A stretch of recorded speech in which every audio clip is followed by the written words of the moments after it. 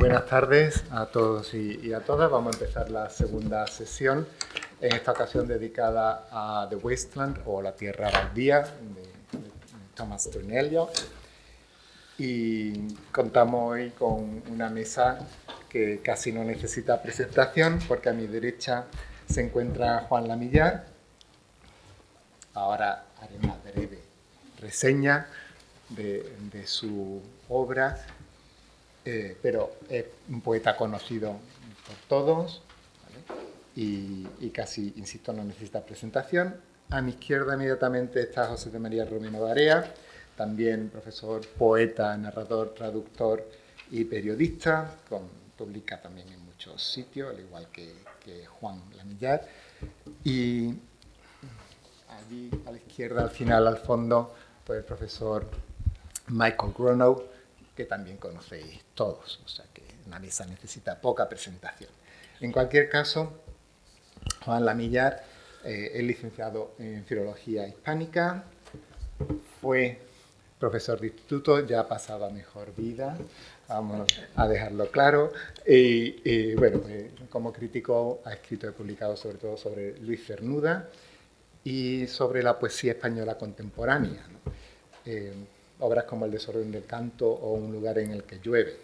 Es el biógrafo, que yo sepa el único biógrafo, ¿no?, de Joaquín Romero Murube, y colabora pues, con muchísimas publicaciones en obras, en revistas como Renacimiento, Clarín o la Revista de Occidente. No estamos hablando de revistas de segundo nivel, ¿no?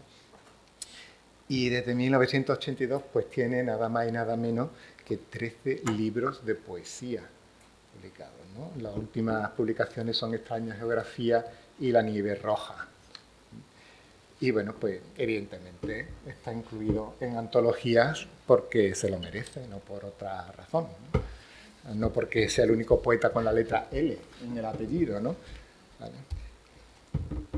Y va a ser él el que empiece, que nos leerá una estrofa del Sermón del Fuego, del final de Wasteland, pero antes le voy a presentar a los otros dos participantes, de manera que yo ya me callo y ellos tomarán luego la palabra y comentarán lo que quieran o lo que consideren oportuno sobre esta obra de Eliot.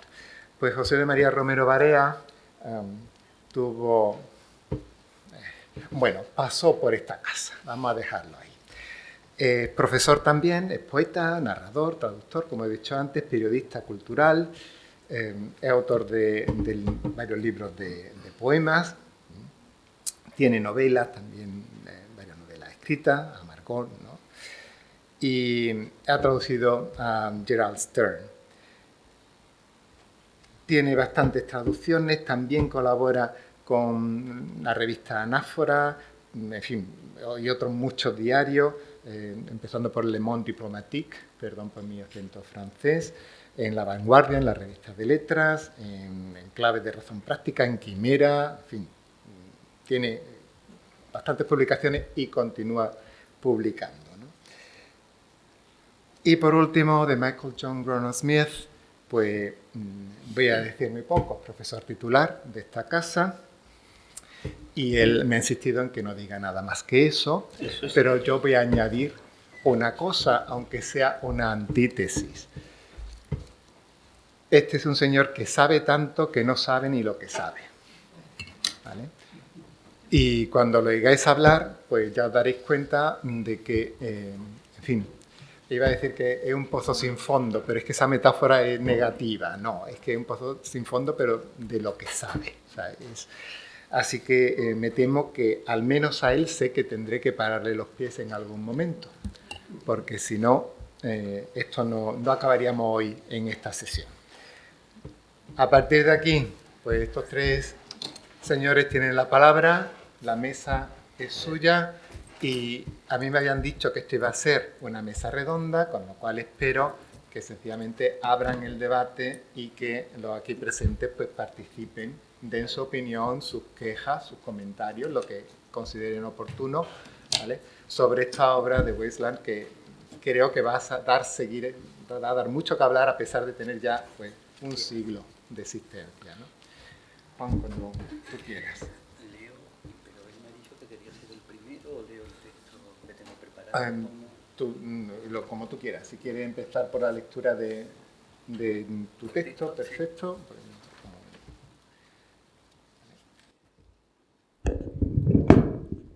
es la primera estrofa de The Fire Sermon. Bueno, buenas tardes.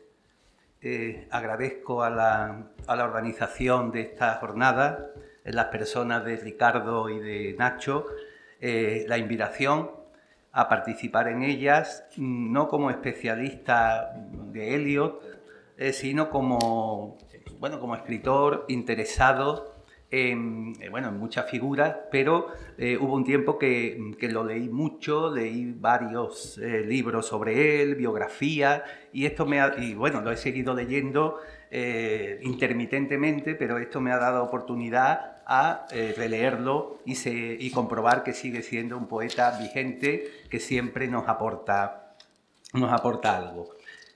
Atendiendo a la primera convocatoria en que se nos decía que se hablara de la tierra baldía, pero también un poco de la influencia de Eliot, etcétera, pues yo he preparado un breve texto en el que, teniendo como centro el poema, hablo también un poco de la actualidad de Eliot, de las traducciones, y más que las traducciones, la influencia que ha tenido en algunos poetas. Comienzo con la lectura del fragmento del Sermón del Fuego. Traducido, ¿verdad? Tengo varias, pero he cogido la de Andreu Jaume, que veo que está por ahí. Juan, La de Andreu Jaume. nos da un momento para encontrarlo, para que el público lo pueda ver mientras...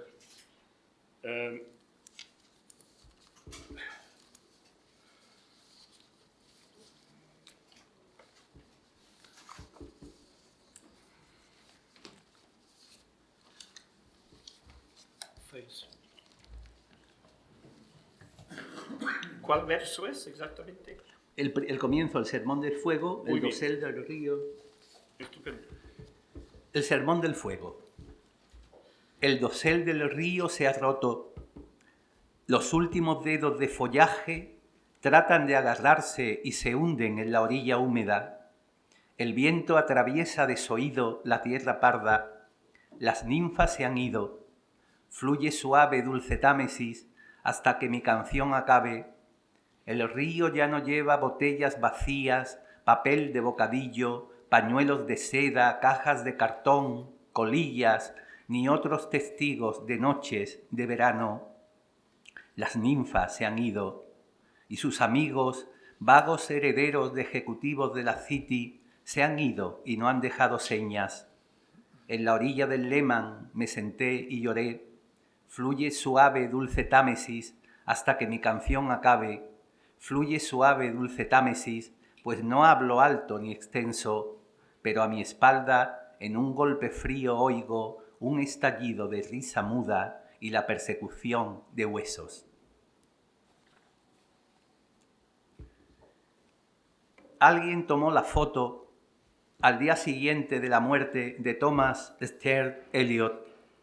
En una pared de su pequeño despacho de la editorial Faber & Faber aparecen enmarcadas varias fotos de distintos tamaños, entre otras las de Paul Valéry, William Butler Yeats, Virginia Woolf, Igor Stravinsky, Groucho Marx, una muestra escogida de sus amistades y de sus diversos intereses artísticos volcados en una de las obras poéticas imprescindibles del siglo XX, reconocida con el Premio Nobel en 1948, además de premios como el Goethe, la Medalla Dante y una docena de doctorados honoris causa por las más prestigiosas universidades.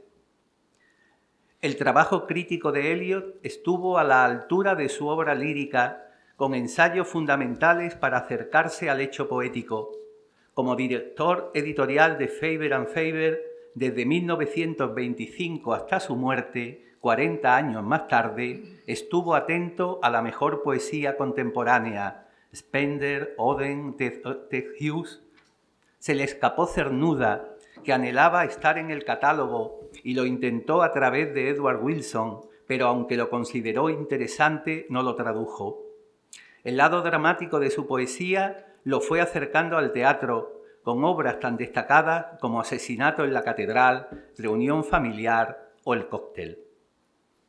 En 1917 publica su primer libro de poesía, Prufrock y otras observaciones, al tiempo que va madurando un primer libro de ensayos, El bosque sagrado, de 1920, en el que reivindica el peso de la tradición, con Dante a la cabeza, pero ocupándose también de los poetas metafísicos ingleses y los dramaturgos isabelinos menores. En un célebre artículo, Tradición y talento individual, señala que la tradición exige ante todo sentido histórico, algo que podemos considerar casi indispensable para cualquiera que desee seguir siendo poeta después de los 25 años. Y el sentido histórico implica que se percibe el pasado no solo como algo pasado, sino como presente. Y el sentido histórico obliga a un hombre a escribir no solo integrando a su propia generación en los propios huesos, sino con el sentimiento de que toda la literatura de Europa, desde Homero y dentro de ella el conjunto de la literatura de su propio país, posee una existencia simultánea y constituye un orden simultáneo.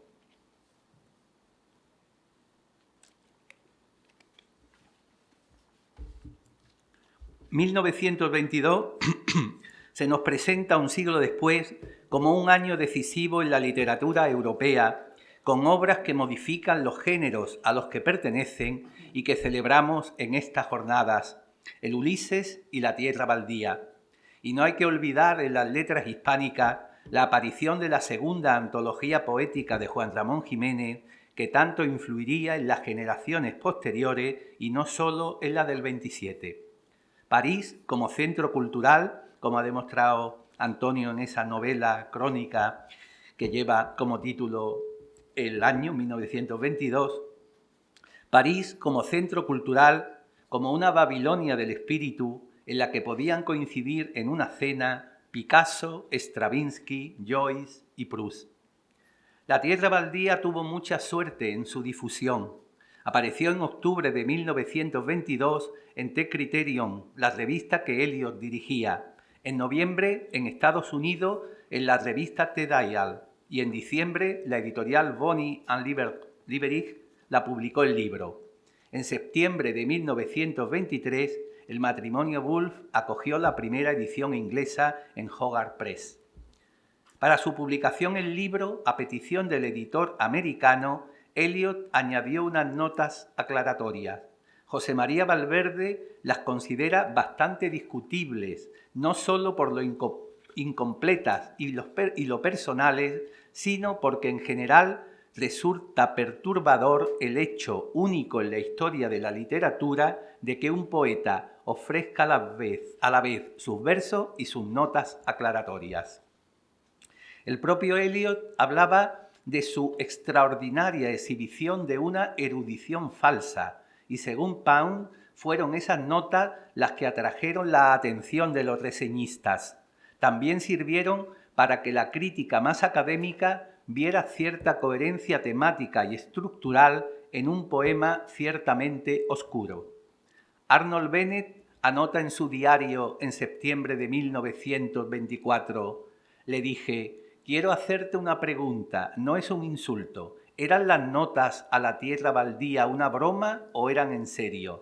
Pensé que eran una parodia. Él dijo que eran serias y que no eran más paródicas que algunas cosas que había en el mismo poema. Andreu Jaume considera que la Tierra Baldía constituye antes que nada la condensada problematización de toda la poesía juvenil de Eliot. Por eso siempre conviene leer el poema acompañado de Prufrock, el primer libro que publicó y que le sirve de cantera y contrapunto. Como poema fundacional, aunque inserto en una época propicia al fragmentarismo, la acumulación y el simultaneísmo, como demuestra París, un poema de Hope Mirles, amiga de Eliot, que lo publicó en Hogarth Press en 1920, la Tierra Baldía ha dado lugar a numerosas interpretaciones. Varias de ellas coinciden en que se trata del responso por una civilización destruida tras la Primera Guerra Mundial, pero sin olvidar las circunstancias personales del poeta, sobre todo su desolado matrimonio con Vivienne Hyde Wood. Eliot tuvo que responder a muchas preguntas sobre su obra y en alguna ocasión declaró: «Para mí supuso solo el alivio de una personal y totalmente insignificante queja contra la vida. No es más que un trozo de rítmico lamento». Para su amigo Conrad Aiken, este lamento funciona en virtud de su incoherencia, no de su propósito, en virtud de sus ambigüedades, no de sus explicaciones. Como gran lección de amistad y de crítica, tenemos la suerte de contar con la versión primera del poema que Eliot envió a Ezra Pound, tan decisivo en sus comienzos literarios. Antes de la corrección, La tierra baldía era un poema mucho más desordenado, con una acumulación heterogénea. Pound redujo los 1000 versos iniciales a 433. En 1920, Eliot conoce a Joyce en París y lee el manuscrito del Ulises. Se sabe que tras su lectura, Eliot modificó el poema y que Pound tuvo que eliminar algunos episodios que eran demasiado joycianos.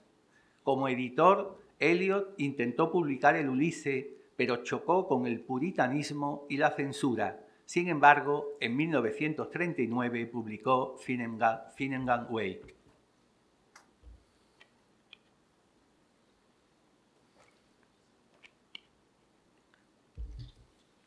Stephen Spender recordaba: en el año del centenario de Eliot, éramos jóvenes poetas que intentábamos componer poesía moderna. Leímos La tierra baldía, que nos hablaba de pequeñas cosas muy cotidianas que tenían la ciudad como protagonista, algo que hasta entonces había sido rechazado por todos los poetas. Eliot nos demostraba que incluso con lo horroroso, con los paisajes destruidos, también se podía escribir poesía. Nos gustaba todo lo que representaba Eliot, simplemente por su aspecto físico que rompía con la imagen del poeta romántico de largas melenas y de semblante descuidado. Él, al contrario, trabajaba en un banco y lucía traje y corbata, pero hablaba de poesía y de literatura como nadie. Si cruzamos el Atlántico, Octavio Paz, fervoroso lector de poesía a sus 17 años, descubrió en agosto de 1930 en la revista Contemporáneos ese obelisco lleno de signos que es para él la tierra baldía. Con su acostumbrada lucidez, Paz enumera lo que le atrajo: su novedad, su extrañeza. La forma del poema era inusitada, la ruptura, los saltos bruscos y los enlaces inesperados, el carácter fragmentario de cada parte y la manera aparentemente desordenada en que se enlazan, aunque dueña de una secreta coherencia. La amalgama de distintas figuras y personajes, la yuxtaposición de tiempo y espacios, el siglo XX y la Edad Media, Alejandría y Londres, los ritos de fertilidad y las guerras púnicas, la mezcla de frases coloquiales y citas de textos poéticos y religiosos en griego y en sánscrito. Continúa Paz emparentando el poema con la pintura cubista de Braque y de Picasso. Igual que los lectores de Stendhal se dividen entre los que prefieren rojo y negro y los que la cartuja de Parma, en Eliot la división se establece entre La tierra baldía y los 4 cuartetos. Escritos entre 1935 y 1942, responden a una estructura ya presente desde las connotaciones musicales de su título general.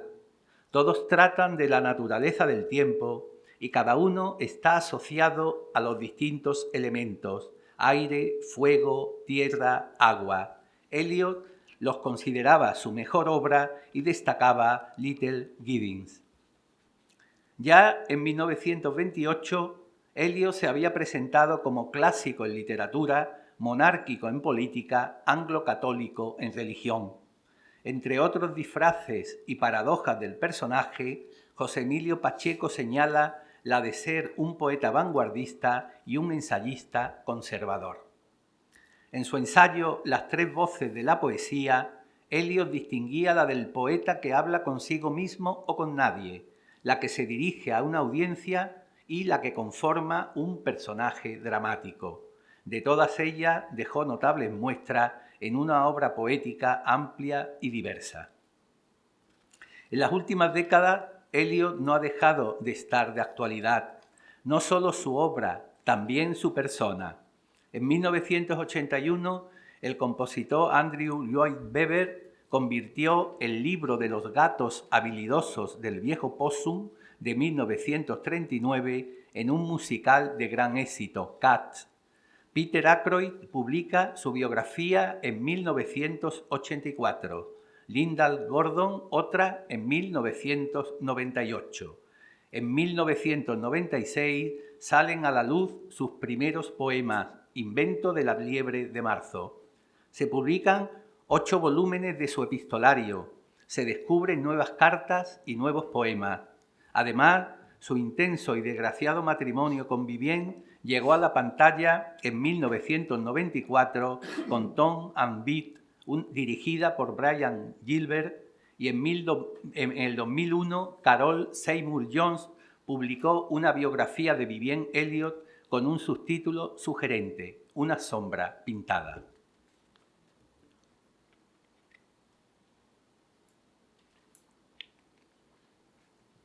El último episodio es muy reciente. En 2020, cumplidos los 50 años estipulados, se han hecho públicas 1.131 cartas de Eliot a su amiga de juventud, una amistad en la que el amor estuvo insinuado pero omnipresente, según Pacheco, Emily Hale, escrita entre 1930 y 1957, fecha del segundo matrimonio del poeta con su secretaria Valerie Fletcher, que Emily consideró una traición. Eliot le pidió que las quemara, pero ya se sabe lo inútiles que suelen ser esas peticiones. Emily las depositó en la Universidad de Princeton.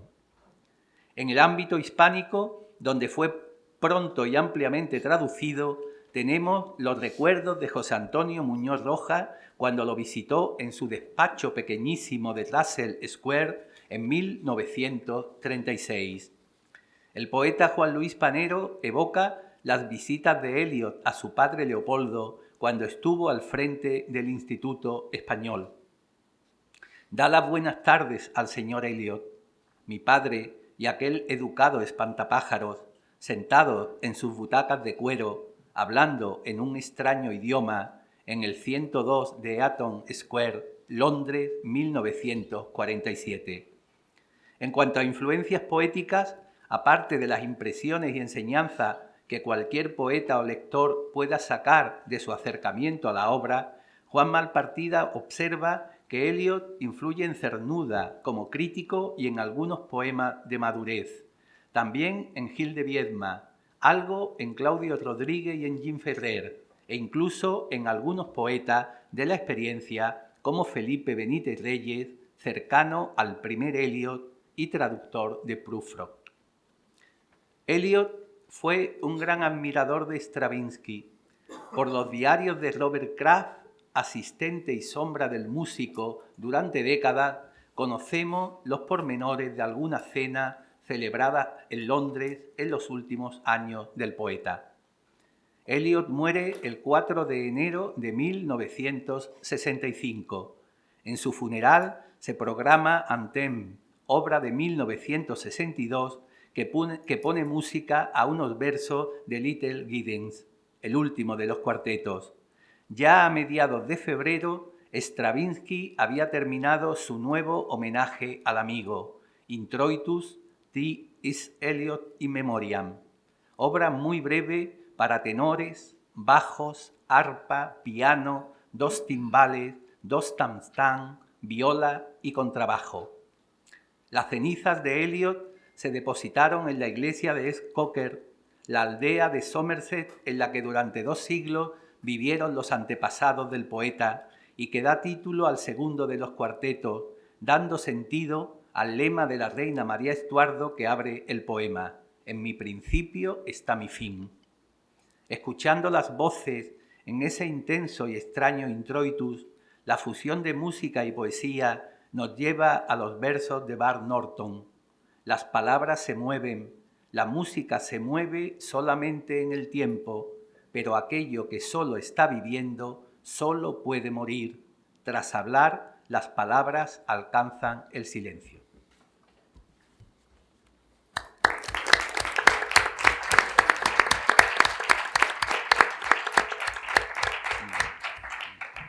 Muchas gracias.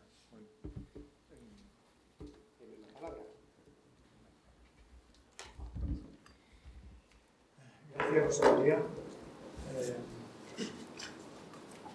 ¿Qué añadir a lo que ha dicho Juan Lavillar tan lúcidamente? Cuando Juan Ignacio Guijarro me comenta la idea de homenajear a él. Perdón, creo que el micrófono no está encendido, ¿no? ¿El micrófono? Ahora sí, ¿no? ¿Ahora? ¿Mejor?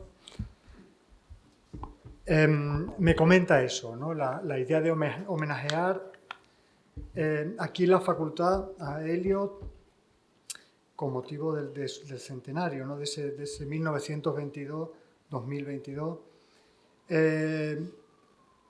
Y basado en la idea suya de que yo tenga algún tipo de conocimiento extraordinario de la literatura, me lo propone, y yo por supuesto que acepto siempre encantado, y porque es él, ¿no? Y porque lo que él me pida yo voy de cabeza. Lo que sí es verdad que una vez veo en la mesa en la que estoy sentado, ya es demasiado tarde para echarse atrás.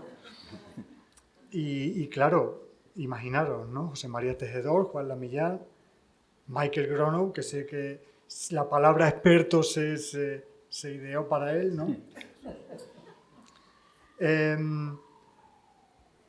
Pero bueno, como insisto, ya era demasiado tarde y bueno, tiramos para adelante, vengo aquí, estoy aquí con vosotros.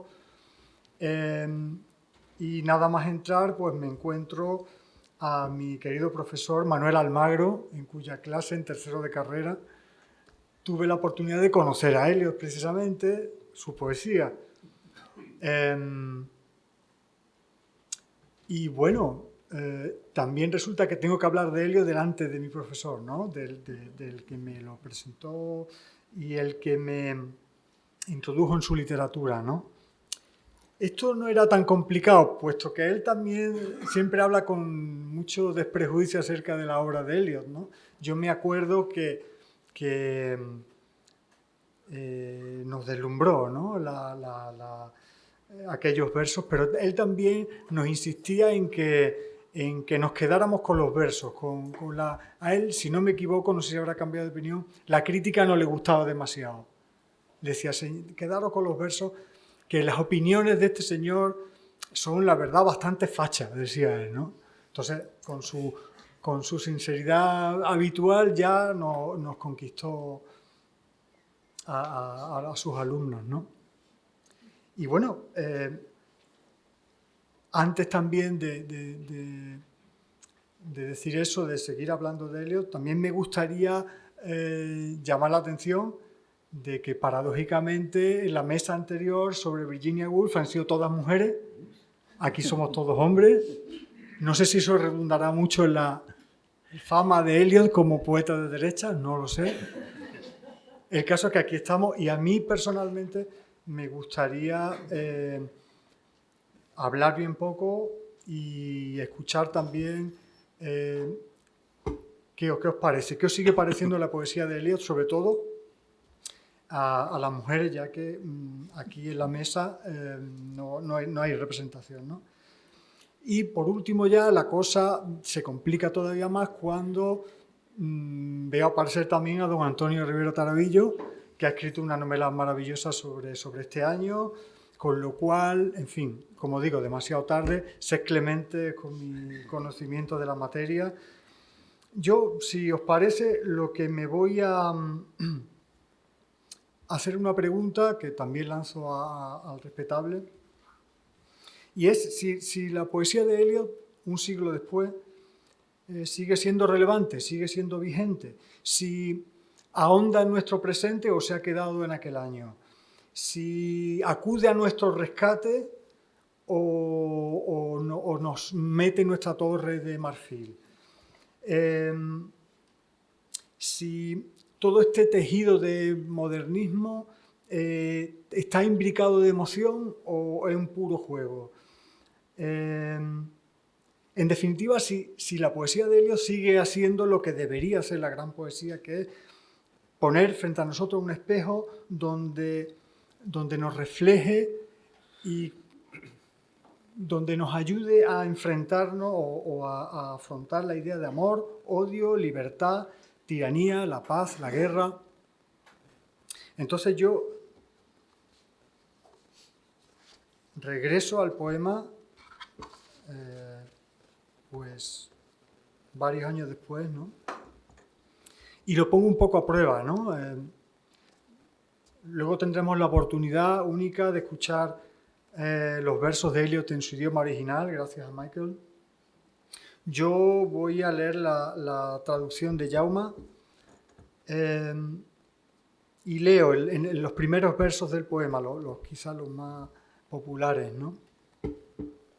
El entierro de los muertos. Empieza bien, ¿no? Porque entierro de muertos hemos tenido en estos años bastante muestras. Y dice, abril es el más cruel de los meses, pues engendra lilas en el campo muerto, confunde memoria y deseo, revive yertas raíces con lluvia de primavera. El invierno nos dio calor, cubriendo la tierra con nieve sin memoria, alimentando un hilo de vida con tubérculos secos. Ecologismo podría ser, ¿no? Y si el ecologismo no está de moda, bueno.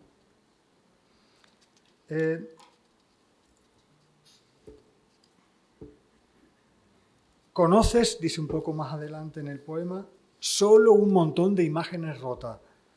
Bueno, también me parece visionario, ¿no? Esos versos, ¿no? Puesto que es lo que apenas podemos conocer de la sobreexposición a las redes sociales, por ejemplo, un montón de imágenes rotas. Darle sentido a esas imágenes es casi imposible con el ritmo al que avanza la información, ¿no? El poema es extrañamente tardomedieval, o toma esa apariencia, pero al mismo tiempo podría indicarnos que seguimos en esa encrucijada o que hemos regresado a esa encrucijada tardomedieval, ¿no? Estas líneas fueron concebidas durante la Gran Guerra y la transponen a esta fragmentación post-pandémica. En mi opinión, este poema es una descripción de lugares que son recordatorios de la naturaleza transitoria de nuestros hogares y nuestras comunidades, en páginas pulverizadas por estas incendiarias disquisiciones. Te mostraré, dice en otro de esos versos del entierro de los muertos, te mostraré el miedo en un puñado de polvo.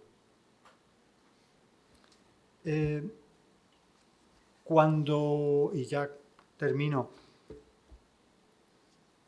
cuando esta noche, por ejemplo, encendamos el televisor, veamos las noticias y veamos muchas de las ciudades de Ucrania fulminadas, reducidas a escombros, y que esos mismos noticiarios venden eso como la gran victoria, una gran victoria del ejército ruso, una victoria sobre la tierra baldía. Yo creo que la pregunta se responde a sí misma. ¿Sigue siendo vigente la poesía de Eliot? Yo creo que nunca ha sido más vigente y espero que se quede en este 2022 y no trascienda. Por mi parte, nada más como introducción que añadir. Ahora estoy súper dispuesto a escuchar lo que tengáis que añadir vosotros y vosotras.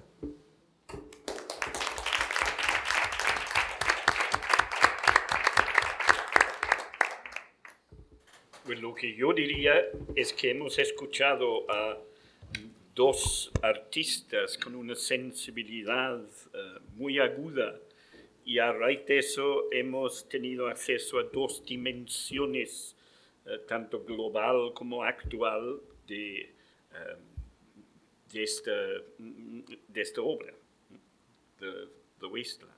Y os lo agradezco, pero mucho, mucho. Pues es tu turno, Mike. Ah, sí. Ya que no he llegado a ninguna parte, yo no puedo hablar con la confianza y la sofisticación de mis compañeros, sobre todo, y de dos artistas también. Yo os vuelvo a la casilla número 1. En ese sentido también lo hago porque yo creía que es lo que me correspondía hacer, porque iba a hablar más bien con estudiantes que están todavía experimentando con Eliot, etc. Entonces, eso es lo que hay. La decepción quizás será enorme. Volver a... ¿Podemos volver ahora? Sí,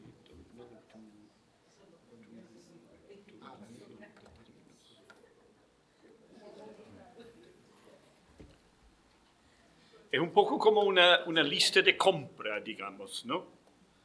El sine qua non. Las secciones,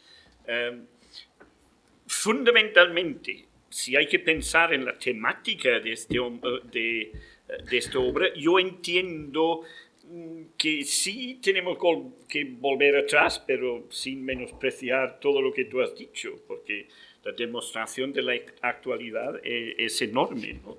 Pero el modernismo, el contexto histórico, la situación de la época, la dimensión filosófica, de alguna forma la gran crisis parece ser, y eso es algo bastante habitual también decirlo, pero vuelvo a decirlo, es que de alguna forma la metafísica se había colapsado y la ética de las relaciones entre los seres humanos, ¿no? De alguna forma eso era la gran crisis, entre comillas, espiritual. Entonces, entiendo que Eliot estaba respondiendo ante esa situación desde un punto de vista pesimista, pues sí, muy bien, pero desde un punto de vista que responde a esa situación. Vuelvo aún más atrás. Biografía muy rápidamente.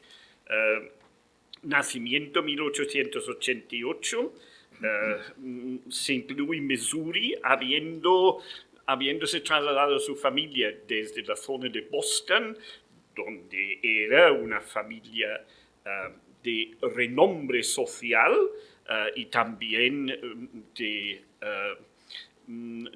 recursos económicos gracias a la fábrica de ladrillos del padre, al ser el séptimo más joven de 7 niños, entonces su madre dio a luz a Thomas Stearns cuando ella ya tenía 45 años, ¿no? Entonces, en ese sentido,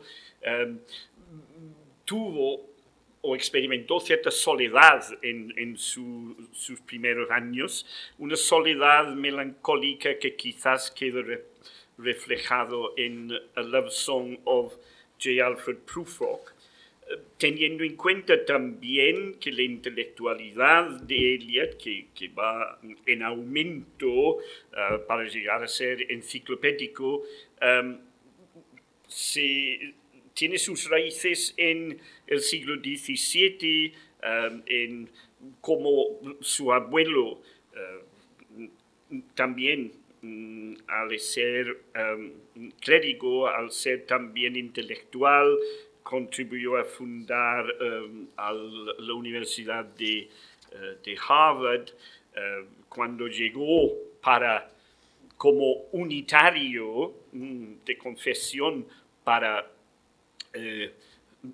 salvar a los supersticiosos católicos de St. Louis, Missouri, en términos religiosos y espirituales, también llegó para fundar la Universidad de Washington en St. Louis, ¿no? Entonces, su madre también tenía su intelectualidad en el sentido de que era profesora, ¿no?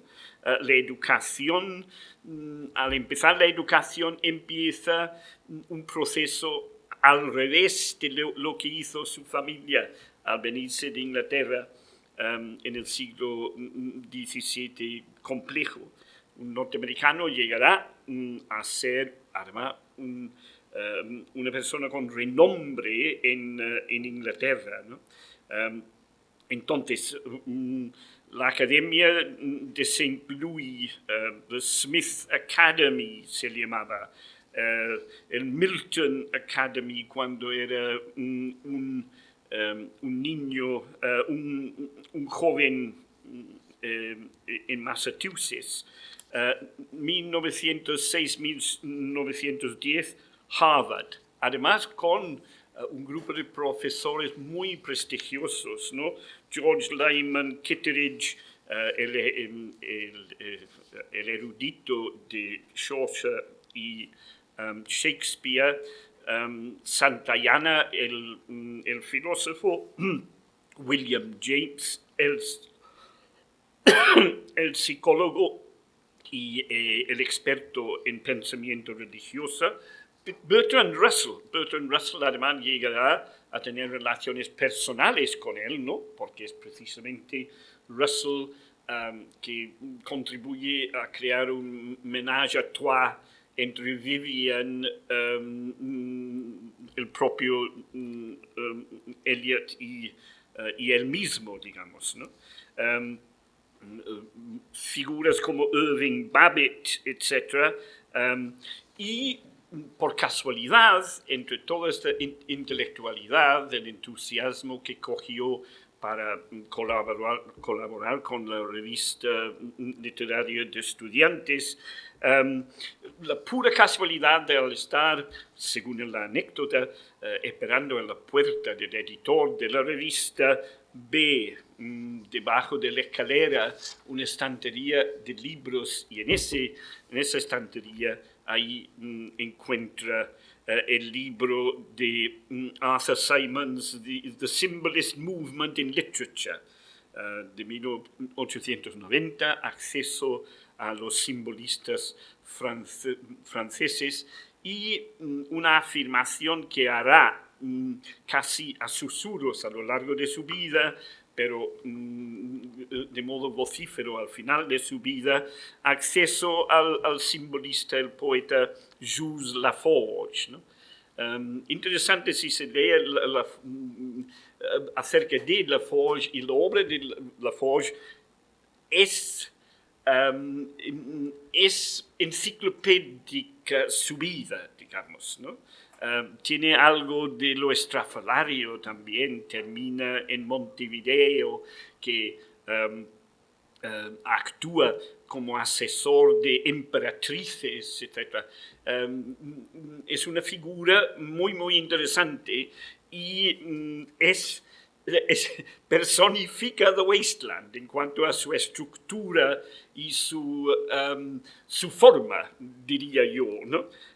Aparte de que hay una voz hay una voz que muchas veces es la voz de Eliot, si se detecta la voz de Eliot, y si se detecta a veces, ¿verdad?, de una persona educada, formada, mejor dicho, además con cierta altivez, que sí esté dispuesto a hablar de lo llano. Si uno tiene la posibilidad de leer Maribel Porcel a La Forge en el original, lo captarás enseguida. En traducción se aprecia también, ¿no? Yo creo, vamos, lo diré más adelante por motivos que no voy a explicar ahora, estudió los dramaturgos isabelinos, algo que enseñó él mismo más adelante. 1910 se licencia, le premian con un año en la Sorbonne, ahí tiene clases de Bergson, nada menos, y estudia con más profundidad los simbolistas franceses otra vez. Quizás en el plano personal, pero eso también tiene implicaciones artísticas que comentaré dentro de un momento. En la pensión se hace una amistad con Jean Verdenal, estudiante de medicina, pero muy culta como persona. Eliot y él se hacen amigos del alma, digamos, sí se hacen amigos con cierta intimidad sentimental también. Pues eso se puede discutir, y yo no voy a discutir eso aquí, evidentemente. La ópera, frecuentes visitas a la ópera, viajes en Europa, juntos, con una amistad y una capacidad intelectual y un deseo de aprender y comentar y descubrir el mundo, etc., ¿no? Al final de ese año a Harvard a estudiar filosofía. También las religiones se estudia, ahí está William James, como dije, y el sánscrito, porque el budismo le va a influir y constará en The Wasteland y en Four Quartets también, ¿no? Una beca para marzo de 1914 para Alemania, empieza a estudiar ahí en Marburg, pero en agosto evidentemente la Primera Guerra Mundial, ¿no? A raíz de eso se traslada a Londres, ahí a través de un compañero de Harvard es presentado a Ezra Pound. Ezra Pound, el mentor de Yeats, el mentor de Robert Frost, etc., el mentor de Hemingway, pues entabla esa amistad que todo el mundo conoce, ¿no? 1917, Prufrock and Other Observations se publica en The Egoist, y lo que para Eliot era un golpe terrible, la muerte de Jean en la campaña de the Dardanelles, ¿no?, en Gallipoli, en 1915, en abril, porque trabajaba ahí en filas como ayudante médico, auxiliar médico, evidentemente, ¿no? A raíz de esa situación, quizás por el shock, por el desequilibrio emocional y mental, se casa con Heywood. Tensiones con su familia, porque él no anunció la boda, etc. Y en el 16, eso es cuando, sin apenas dinero, Bertrand Russell le presta su apartamento. Vivían, como ya se ha dicho por parte de Juan, constantemente en un estado de nervios, digamos. Y quizás ya esas presiones que se mencionan muchas veces en cualquier aproximación al modernismo al sentirse ella que las jerarquías antiguas ya están desmoronándose, eso le afecta a ella más la situación de ménage à trois. Entonces, así parece que sí es una versión clásica del análisis del modernismo, pues, ¿qué quieren ustedes que le diga? Es decir, desintegración de lo tradicional, religiosamente hablando, políticamente, espiritualmente, y el propio Eliot empieza a sufrir colapsos nerviosos que le obligan a ir a un sanatorio ahí en el lago de Ginebra, Lehmann, como se menciona en la obra, y ahí es donde lleva a cabo, evidentemente, la escritura de la obra, ¿no? Y así, biográficamente, hasta 1921. Interesante el título original, ¿verdad? Eso es lo que pasa también. Hay tantas cosas que se pueden decir que no se pueden decir todas. Pero es muy interesante. También confieso que me aterra The Wasteland. Siempre incorporo The Wasteland al estudio de muchos poemas largos, long poems, ¿no? Por la fragmentación, por las alusiones. Todos los poemas largos he descubierto, todos son paradigmáticos. Aquí tenemos al traductor de un poema largo de un poeta norteamericano que se llama en inglés Bird Watching in Wartime, ornitología en tiempos de guerra, y yo les aseguro que es el nuevo Wasteland. Ya se está traduciendo a muchas lenguas y se está enseñando en muchas universidades. Y yo creo que tú estás convencido también, ¿verdad? Es el nuevo Wasteland. Es la crisis ecológica de nuestra era. Pues, he do the police in different voices, que viene de, imagínate que eso fue el título original, ¿verdad? Que viene de la novela de Dickens, Our Mutual Friend, ¿no? Boffin, para hacer entretener a Sloppy, el muchacho que tiene que cuidar, aquí viene la palabra polvo otra vez, los montículos de polvo en las afueras de Londres. En la obra lo que descubrimos que de polvo no tienen nada, pero de mierda tienen mucho. Entonces había que limpiar la ciudad de alguna forma. Entonces esas montañas de lo que ustedes saben existían. Y entonces Sloppy también había aprendido a leer a raíz de su contacto con Boffin, pues leía los periódicos a Boffin, el encargado de todo ese polvo. Entonces, lo que habría que tener en cuenta, Eliot pasaba cada mañana de su vida profesional. Además hay que tener en cuenta que la palabra malsonante equivale al fenómeno del dinero también. Entonces ahí se encaja la figura de Joyce, que todas las mañanas en Lloyd's Bank tenía el encargo, al igual que Sloppy, pero en este caso de hacer a digest de todas las publicaciones financieras de otros países. Eso era su... Entonces,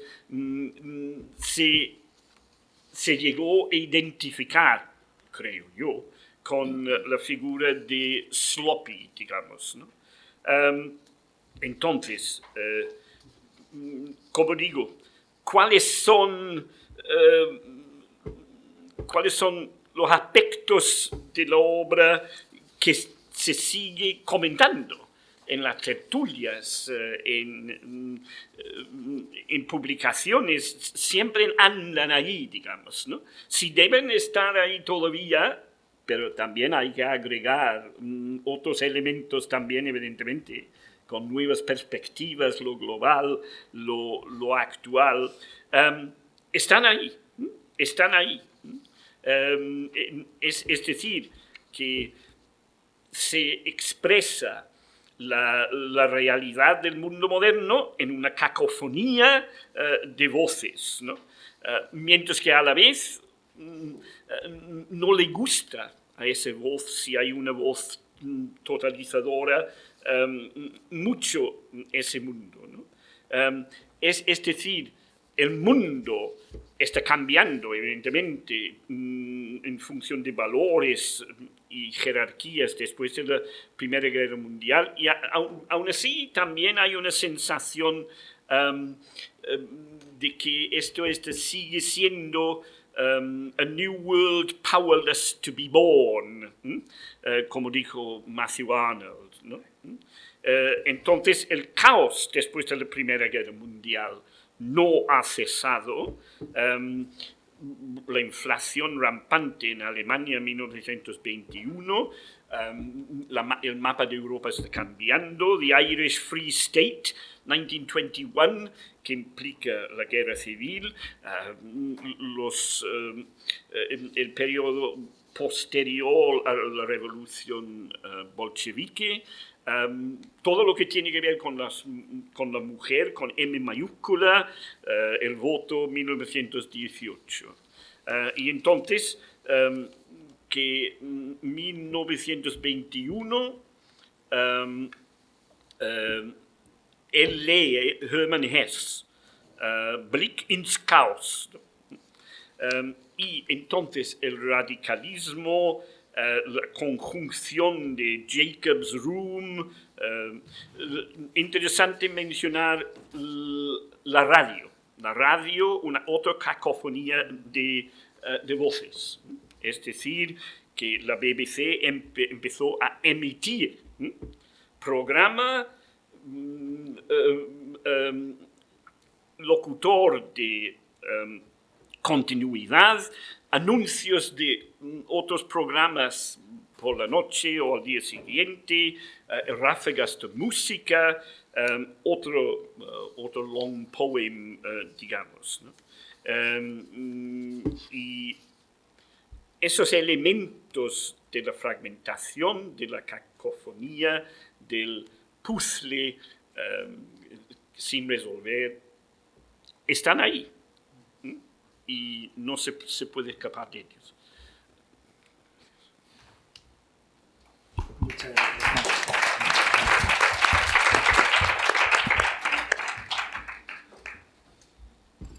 Bueno, pues yo he cortado al profesor McGronow sencillamente por permitir tiempo para que el público participe, para que haga preguntas, resuelva dudas o sencillamente dé su opinión sobre el poema. Yo de entrada ya tengo alguna pregunta que hacer porque sí que es cierto que hay muchas voces en el poema. El título original casi lo dice todo. Es un poema en el que tenemos un hablante que es un ventrílocuo casi, adopta distintas voces de distintos personajes, más la suya propia, que puede estar en primer plano, segundo plano, tercer plano, por ahí escondida, pero siempre presente. Pero yo no sé hasta qué punto diría que son cacofónicos. A mí el poema siempre me ha sonado precioso, al menos en el original. La traducción no estoy muy familiarizado, no sé cómo es la de Jaume porque no la he leído. Aquí hemos leído un fragmento, pero desde luego el original a mí siempre me ha parecido que suena muy bien. O sea, quizás lo difícil es aceptar que todas esas voces se conjugan con un solo propósito que a lo mejor nos cuesta trabajo descubrir, ¿no? Sí, no, exactamente. Que esa es quizás la dificultad, y tú dices, bueno, es cacofónico porque aquí chocan estos relatos, estas voces, ¿no? Más bien creo que sorprende. La segunda sección, ¿no? Sí, es sorprendente. La segunda sección, el Game of Chess, ¿no? Por ejemplo, no sabe si está hablando un él o una ella, o si son dos ellos o dos ellas. O sea, son dos voces que se están relacionando, que parece que son una pareja, pero ¿quién pone la mano en el fuego? Yo desde luego no. Entonces, en ese sentido, sí que el poema es un poco inquietante, puede ser difícil, de hecho es difícil, ¿no? Y una de las preguntas que tenía anotadas para ver si alguno de los tres miembros de la mesa invitados podía resolver es ¿por qué es tan difícil The Wasteland, ¿no? ¿No podía haber dicho lo mismo de otra manera, más sencilla, este señor? ¿O es que esa dificultad es intrínseca a la intención que tenía Eliot, ¿no? O Pues se la cuando él añadió hablaba con su amigo de la juventud, digamos, de los estudios universitarios, que los dos hablaban partiendo de la base que él tenía un propósito. El propósito de cambiar el modo de crear poesía ya en ese primer tercio del siglo XX. Se habla de un propósito.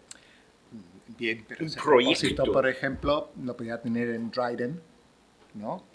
Y sin embargo la poesía de Dryden se entiende y cambiaba, es decir, y lo romántico incluso, ¿no?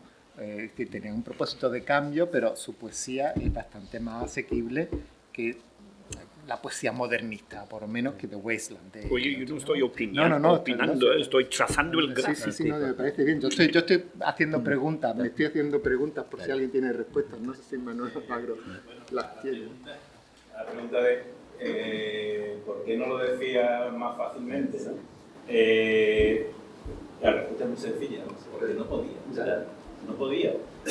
Quiero explicar esto haciendo alusión a lo de amigos del alma, que es la frase que tú has usado, y creo que alguien ha mencionado una que creo que era Octavio Paz el que hablaba de secreta coherencia. A mí siempre con Eliot me llama mucho la atención cuando la gente dice, no, pero hay una coherencia secreta, hay ambigüedades, no sé qué, no sé cuánto, ¿no?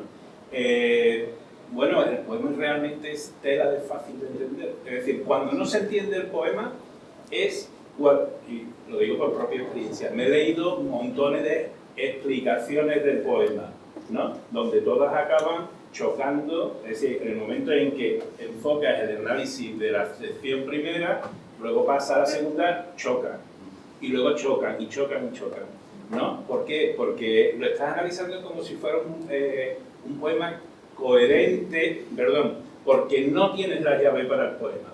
Y la llave para el poema es, porque cuando dice lo de amigos del alma, a mí sinceramente me recuerda a lo de amiga entrañable, cuando nos referimos del rey, cuando nos referimos a Corina, como que amiga entrañable, su amante, ¿no? Pues al amigo del alma de Eliot era su amante. Y porque entonces esta interpretación no es mía, pero es una interpretación súper coherente a la que Eliot intentó silenciar en los años 60 en un artículo que publicó un profesor canadiense que leyó el poema y dijo, fue clarísimo, publicó un análisis, Eliot se encargó de que esa revista quitara de en medio ese artículo, ¿no? Pero eso luego hay otros críticos que lo han retomado y lo han explicado, ¿no? Y la explicación es sencilla. Hay una persona que está enamorada de otra, ¿no? Y tiene un choque espantoso cuando esa otra persona muere. Pero no puede expresarlo, y no puede expresarlo porque ni históricamente, ni socialmente, ¿no? Es decir, este hombre no puede salir del armario. Y como no puede salir del armario, su única solución es vestirse con todos esos ropajes que aparecen ahí, porque cuando se analizan todos esos ropajes, no solo los que están en el poema, los que Pound echó a un lado, los que no eran parte del poema en ningún momento. 220 versos. Pero no solamente eso, Mike, sino también otros poemas que no forman parte ni inicialmente ni finalmente de The Wasteland y que también inciden en lo mismo. Es decir, que es que la típica táctica de Eliot es dejarte en la puerta. Antes hablábamos de la iluminación, ¿no? Pues te deja en la puerta, pero no te deja abrir la puerta para que veas lo que hay dentro, ¿no? Entonces te pone una cita, por ejemplo, de Dante, ¿no? Y claro, si tú vas a la cita de Dante, claro, la cita aquí, pues no te dice nada, pero si vas al original de Dante, te das cuenta de que de lo que está hablando es de lo mismo de siempre. Pero el otro factor ahí es como esa situación se encaja con los otros modernistas.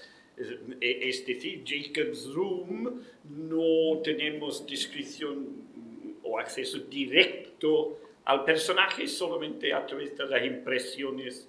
Claro, en ese sentido no es tan personal, pero es más ambiental, ¿no? Pero vamos a ver, es que no sé si lo decía el propio Eliot o no. O sea, a veces tú dices, todo esto gira en torno a un malentendido. Y es que yo, es decir, Eliot, quería escribir un poema muy personal. Y él lo dice explícitamente, esto es un exabrupto personal, este soy yo, Tiresias, ¿no? Este soy yo, ¿no? Pero claro, ¿qué es lo que pasa? Que todo ese ropaje es tan fascinante, ¿no? Y ofrece todas esas imágenes rotas tan maravillosas que lo de menos es que sean coherentes entre sí. Coge cada una por separado y toma de lo que de ella puedes aprender, ¿no? Da igual que no encajen. Eso yo creo que es... no sé si hay aquí algún alumno mío, pero yo le pido perdón a todos mis alumnos a los que le he pasado material, ¿no? De eso de, en plan, guía eso, porque ahora me doy cuenta de que es inconsecuente, no lleva a ningún lado. Es decir, la única aplicación que tiene lógica y es coherente, y no es mía, ya digo, pero a mí la única que me convence es la de este señor, ¿no? O la de estos 2, 3 señores. Vamos, Eliot se ha convertido en... Eliot, por lo que odiaba a las mujeres, no sé por qué, se ha convertido en un trending topic en los estudios de género, cada vez más. Pero claro, enfocándolo desde este punto de vista. O sea que a lo mejor a algunos ahora mismo se le están cayendo los palos del sombrero, pero, o están sufriendo una gran desilusión. Pero verás que no pasa nada, ¿eh? Que no pasa. Está desilusionada, Maribel. Venga, Maribel, atácale. Que era un debate, ¿no? Que no pasa nada. Oye, mira, a mí me parece... o sea, desde que entiendo el poema desde este punto de vista, me parece un poema absolutamente genial, ¿no? Mucho mejor que lo que me parecía antes, ¿no? Hay quien dice que este tipo de explicación ya no es fashionable, es decir, que es una manera de desdeñar un tipo de crítica que también se la hace. Es tremendamente exasperante, ¿eh? Porque hay un peso de lo enciclopédicamente inaguantable sobre el estudio de este poema. La versión es que es el gran poema del New Criticism, fantástico, maravilloso, ¿no? Te sirve para todo. Ahora, no te explica nada. Quiero decir, desde este punto de vista, pues no es como barking at the wrong tree, ¿no? Bueno, esa es. Sí, que yo voy a levantar la mano. Perdón por ser tan vehemente. Bueno, en primer lugar, mis felicitaciones a los ponentes, ¿no? Maribel, un poquito más alto, ¿puede ser? Sí, sí. Para que se escuche. Bueno, que en primer lugar, mis felicitaciones a los ponentes, porque bueno, ha sido cada uno desde su prisma, ¿no? Evidentemente, pues han aportado mucho. Y bueno, yo quiero matricularme otra vez en filología inglesa. A ver, yo en filología, no en grado en estudio inglés, a ver si alguien me explica qué es The Wasteland. Yo estoy en las antípodas de lo que aquí se ha expresado, y puesto que se ha, digo desde la perspectiva de género, ¿no? Y hay poetas presentes, ¿no? Hay poetas presentes. Ser poeta no es lo mismo que ser escritor. Entonces, para mí, como lectora, como profesora, habiendo investigado en algunas materias, como traductora también, las etiquetas de género, simplificar a Eliot en el tema queer y en una homosexualidad, una posible homosexualidad velada, pues eso entonces vamos a aplicarlo ya porque está el cliché, lo ha dicho fulanito, lo ha dicho el crítico que sea, pero para mí es todo lo contrario. Para mí The Wasteland es la nada, es como en Joyce, no hay género, no hay fronteras, se duda de la palabra, se duda de las alusiones, no hay nada. The Wasteland es eso, infinidad, polisemia, es vacío, es nada, es porquería con perdón, es rottenness, es el tropo por esencia del modernismo, que es la fertilidad y la esterilidad tan presente en la obra de Woolf igualmente. Y eso está ahí. Y ahora fill in the blanks. Yo me niego como lectora a que nadie me diga que tengo que leer, y menos a T.S. Eliot y The Wasteland bajo la perspectiva queer y que había una homosexualidad velada. A mí eso me da igual, si estaba con de Nerval, si no estaba. Y lo que me interesa es ese recorrido que nos ha hecho el profesor Gronow sobre su gran formación, la importancia de los maestros, la importancia de todos esos grandes maestros, porque aquí, que yo sepa, grandes maestros y maestras no pasaremos a la historia, como él sí ha sido formado por grandes maestros que le han enriquecido. Hay muchos temas. The Wasteland es como Joyce, es Vivian Haywood, es la locura, es la mente, es la falta de sexo, es la falta de pasión, es la falta del lenguaje, la imposibilidad de la comunicación. Pero desde luego, limitar el The Wasteland a una homosexualidad encubierta y a un poema de amor que ahora sale a la luz es simplemente responder a un discurso que está súper valorado ahora mismo en la crítica, que es el tema queer.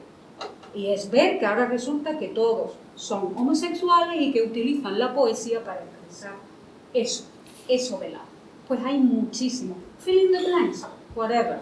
Feminismo, cabe todo. En The Wasteland, si eso es con un cubo de basura, es un cubo de basura. La guerra, como bien usted ha dicho, ¿no? La guerra de Ucrania nos sirve para ver, ¿no? Es el mismo panorama desolador, ¿no?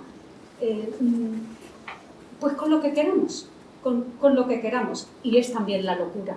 Él lo escribe en un momento depresivo. Y ese es un dato biográfico muy importante, vamos, por lo menos desde mi lectura, ¿no?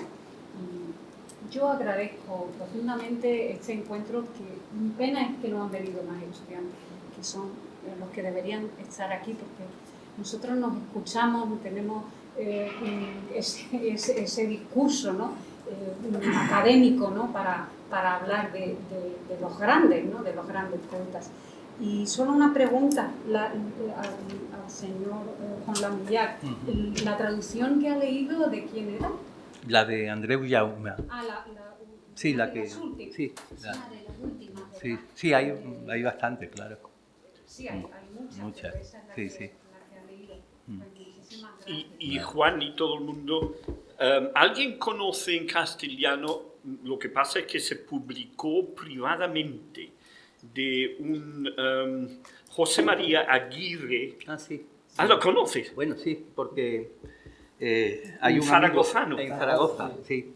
También lo conozco. Zaragoza, la publicó en el 65 en Ediciones ¿Sí? Ebro. Tan atrás. Y hay, repasando estos días los 2 tomos de Visor que traduce José Luis Rey con un aparato crítico impresionante, y hay citan un fragmento de una carta de Eliot a José María Aguirre a propósito de las notas, y él le dice que no le va a decir nada, que eso está en el poema, ¿no? Entonces cita solo eso, y es el traductor de... Pues yo creía que... Era Vamos, Ediciones Ebro. En no el voy año a 65. presumir y decir yo era el único que conocía esa traducción. Está claro. Yo creo que se había publicado privadamente. Es una edición, yo creo que fue en el 56, no en el 65. Y es una edición de una colección que había en Zaragoza, Ediciones Ebro, que era pequeñita, que hablaba mucho de los clásicos, ahí estaba Blecua y tal, y creo que salió ahí en esa... Pues no soy quien para opinar, pero me pareció a mí una traducción magnífica. Sí, por lo visto era muy bueno. Lo que pasa es que yo tenía un ejemplar, pero váyase a saber dónde se ha ido, con mudanzas y cosas. Lo de las notas, si puedo intervenir, lo de las notas creo que tiene un origen como realmente trivial, ¿no? Yo en algún sitio leí que... Sí, para dar más páginas. Exactamente, una cuestión puramente editorial, ¿no? Sí. De todas maneras, me gustaría, si podemos establecer un poco de diálogo.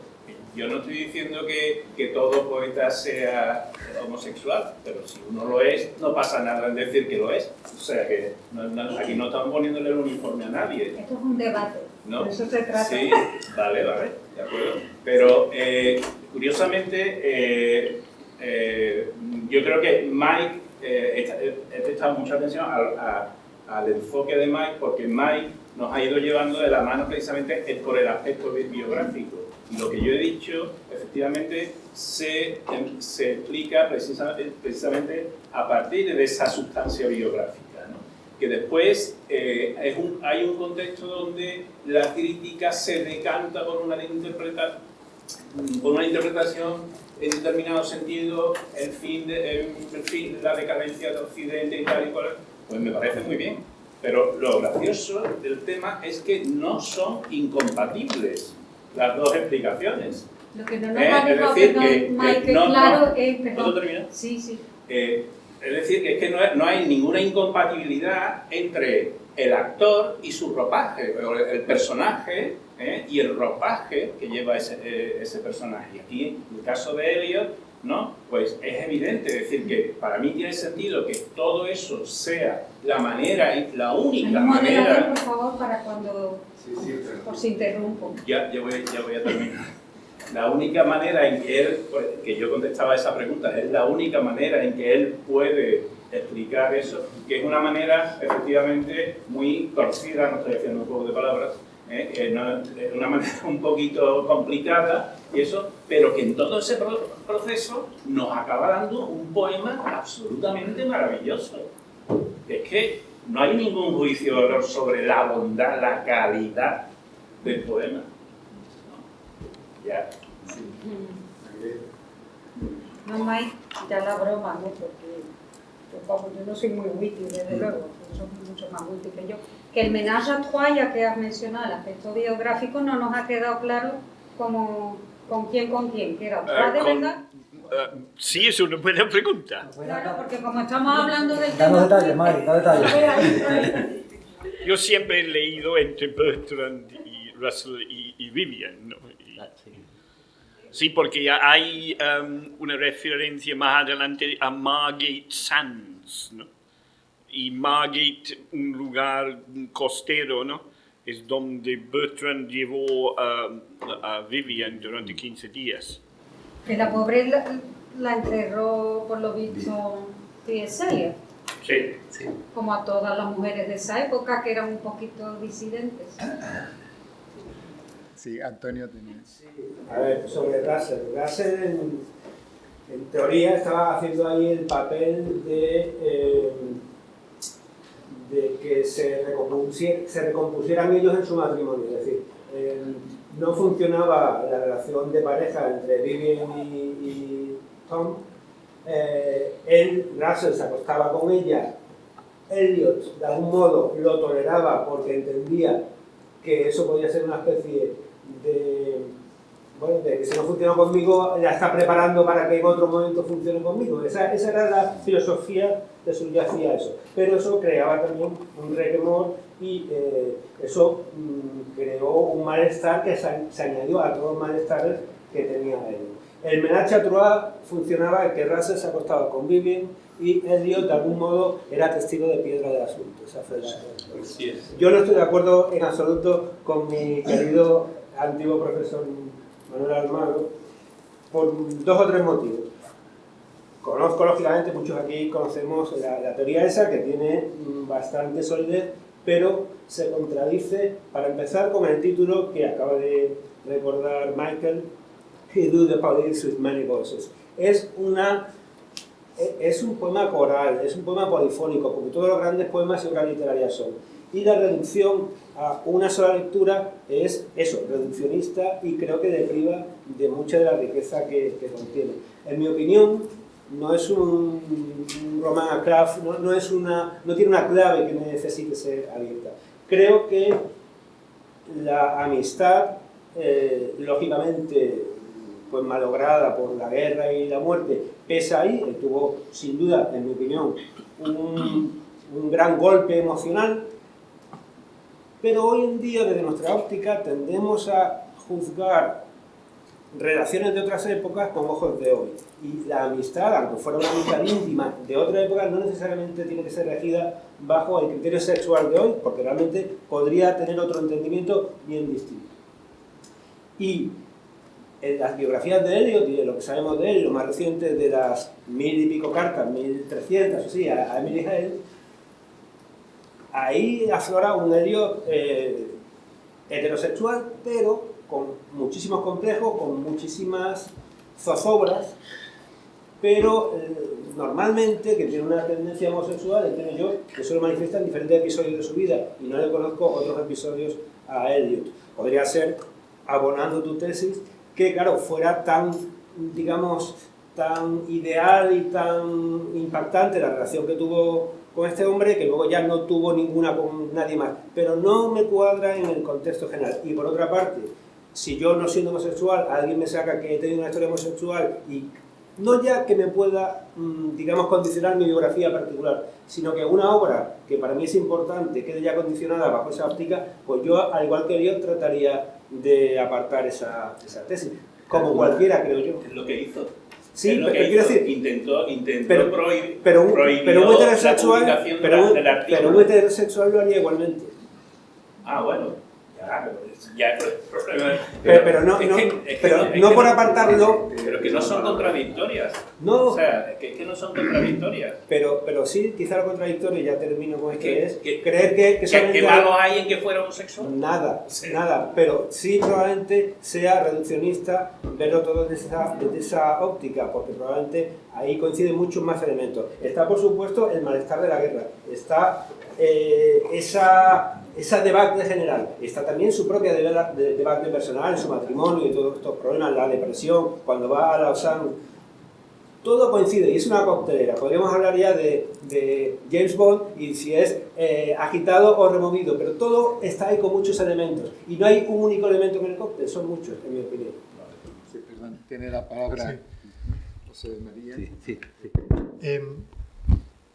Hay que tener en cuenta, yo creo, que la Gran Guerra, había sido inusitadamente violenta. O sea, se habían llevado a cabo técnicas de exterminio que hasta aquel momento no se habían visto.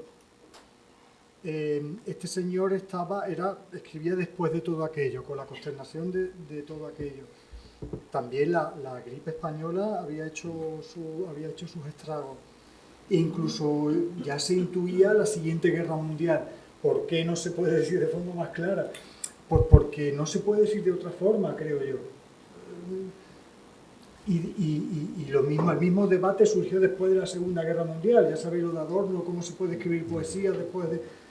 Y en esas estamos. Pero el primero, uno de los que lo dijo más claro es él. Solo tiene un montón de imágenes rotas, ¿no? Sí. Esa es mi opinión. Otra pregunta que quería hacer, Antonio, ¿tú has traducido de Wasteland? Perdona mi ignorancia. Yo iba a hacer una traducción en colaboración con Manolo de Wasteland previo al 22, o sea, a la publicación. Pero no está editado, ¿no? No, pero lo tengo en un blog, está todo traducido en un blog, si lo queréis buscar, con mi nombre aparece en rojo lo eliminado y en negro lo que va a 1922. Pues yo no la he visto esa traducción, pero desde aquí os digo que él... A ver, lo que elimina Pound efectivamente son cosas muy diversas y como también ha recordado muy bien Manolo, hay poemas que no son de Westland, son añadidos que formaban parte de un manuscrito, al igual que cuando Queen publica, bueno, salen los manuscritos que tenía Queen que se titulan The Inventions of the Marshall, que sale en 96, como ha recordado Juan. Eso era un material muy heterogéneo. Pero en lo que sí era tierra baldía, ahí hay registros, tonos, que luego apenas aparecen en el poema conocido. Hay un tipo de texto, y además un poema bastante largo, que a mí me recuerda mucho a Oden. Es casi de music hall, de ese Oden frívolo, eso es lo que encontramos ahí, con otros registros también. Y perdón. No, simplemente por acabar. No me gustaría que nos fuéramos de aquí, sin embargo, con esa idea únicamente. Es decir, uno de los regalos que hace Eliot a la literatura española, por ejemplo, porque la inglesa sí es verdad que tiene una gran tradición, pero la española no tanto, aunque Cervantes es un maestro de ello, es el sentido del humor. Una de las formas de acabar con la tradición, de destruir la tradición que nos propone Eliot es precisamente mediante el sentido del humor. Después de haber presentado todo lo que hemos presentado, yo creo que no nos deberíamos ir con la idea de que es un poema solo terrible, que lo es también. Y doy unos cuantos versos como ejemplo. La traducción no me convence, pero es la que he manejado, por eso digo que ojalá fuera la tuya. Y os voy a poner un ejemplo para que veáis cómo lleva a cabo ese sentido del humor. Y por cierto, sentido del humor que yo fui incapaz de ver cuando lo leí por primera vez en las clases de Manuel. Normal, ¿no? Efectivamente, fui incapaz de leerlo. Es verdad que él lo puso de... que era un poema serio. No, es verdad que él lo puso, pero yo en aquella época... Exactamente, y creo que además es común por lo menos a la edad, a la posadolescencia, ¿no? Eres incapaz de ver, te lo tomas todo demasiado en serio. Yo este poema me puse la corbata para leerlo y me la he quitado ahora ya con 50 años, ¿no? Pero yo estaba leyéndolo, gracias Nacho por la oportunidad, y me descubrí riéndome y pensé, esto, un momento, esto era una cosa seria, académica. Un ejemplo os voy a dar, unos versos fantásticos. Ciudad irreal, bajo la neblina sepia del alba invernal, una multitud fluía en el puente de Londres. Tantos. Nunca hubiera dicho que la muerte hubiera deshecho a tantos. Exhalaban suspiros, cortos y espaciados, y cada hombre fijaba los ojos ante los pies. Fluían cuesta arriba y bajaban luego por King William Street, hasta donde St. Mary Woolnoth daba las horas, con un sonido muerto en el repique final de las 9. Ahí vi a uno que conocía y le paré gritando, ¡Stetson! ¡Hey! Estábamos juntos en los barcos de Milae. Aquel cadáver que plantaste el año pasado en tu jardín ha empezado a brotar. ¿Florecerá este año? ¿O la repentina helada le ha malogrado el lecho? Ah, mantén alejado al perro, que es amigo del hombre. ¿O lo desenterrará de nuevo con las pezuñas? Tú, hypocrite lecteur, mon semblant, mon frère.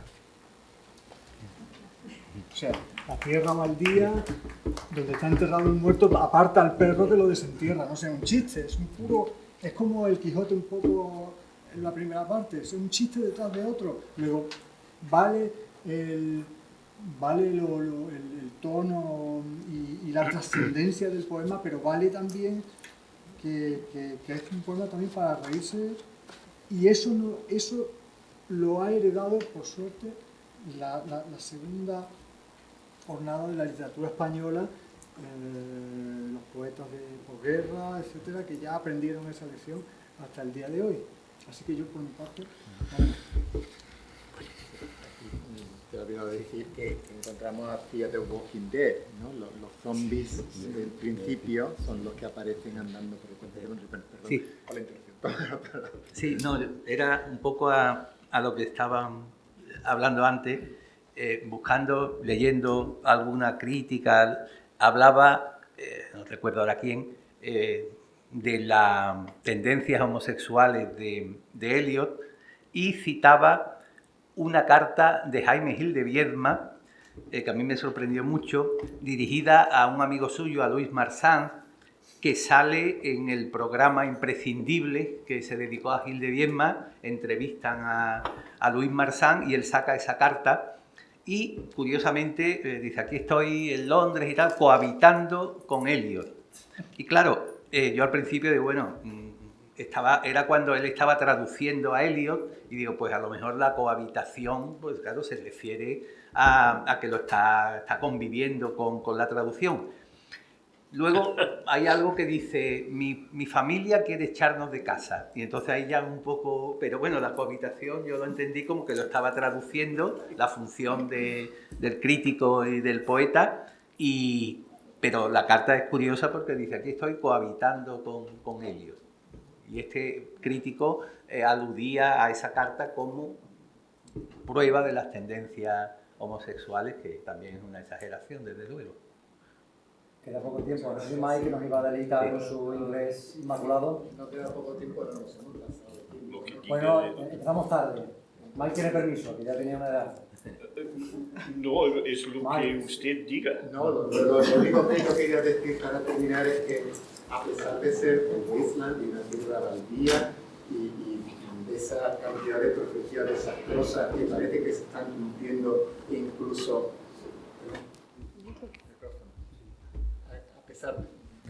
Está apagado ahora. A pesar de todas esas profecías que parece que se están cumpliendo, ¿no? en Europa del Este y demás, el poema acaba en un tono positivo, es decir, cae una gota de lluvia y las palabras en sánscrito son, al final, shanti, shanti, shanti, paz, paz, paz. Entonces, bueno, una tierra baldía, pero hay un resquicio, ¿no? Para el futuro, ya sea de tipo que sea.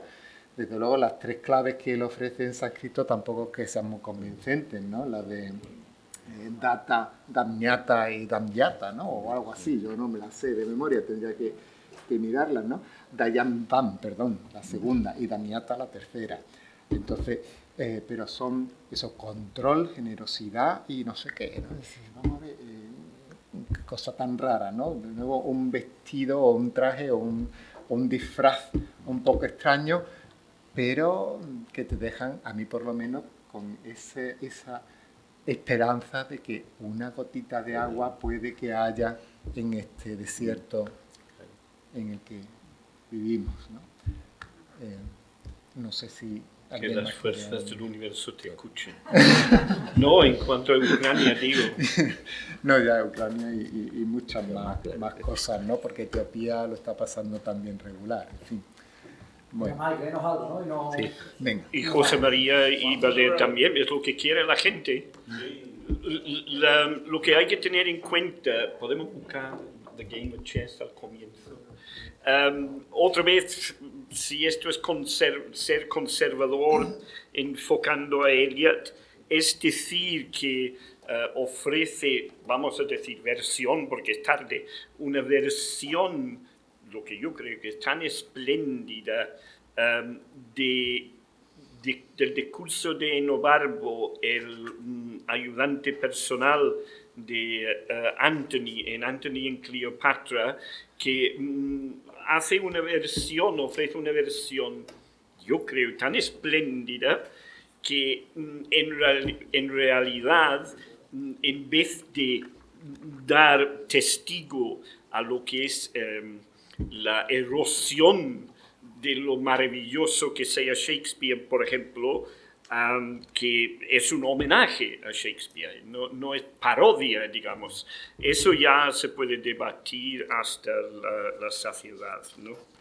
Dos parejas, la pareja de las clases bajas con sus problemas y las tensiones sentimentales entre esta pareja de clase acomodada. The chair she sat in, like a burnished throne, glowed on the marble, where the glass held up by standards wrought with fruited vines, from which a golden cupidon peeped out, another hid his eyes behind his wing, doubled the flames of 7-branched candelabra, reflecting light upon the table as the glitter of her jewels rose to meet it. From satin cases poured in rich profusion. In vials of ivory and coloured glass, unstoppered, lurked her strange synthetic perfumes, unguent, powdered, or liquid, troubled, confused, and drowned the sense in odours, stirred by the air that freshened from the window. These ascended in flattening the prolonged candle flames, flung their smoke into the lacaria, stirring the pattern on the coffered ceiling. Huge seawood fed with copper, burned green and orange, framed by the coloured stone, in which sad light a carved dolphin swam.